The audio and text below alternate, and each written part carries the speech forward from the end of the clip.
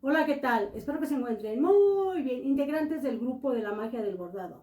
Estas son las indicaciones del proyecto número 157, correspondientes al mes del niño, que es abril. Y las imágenes a bordar para esta fecha van a ser bebés, niñas y niños. Cualquier tipo de bebé, niñas o niños, de lo que estén haciendo, ya sea jugando, parado, no sé, como ustedes tengan estos diseños. La fecha de entrega ya saben que son los 12 de cada mes. En este caso sería 12 de abril hasta las 12 de la noche. Su labor con el nombre de ustedes, nombre del grupo y número de proyecto. Las puntadas utilizadas, por favor, ya es por demás. Bueno, vamos a ver las imágenes.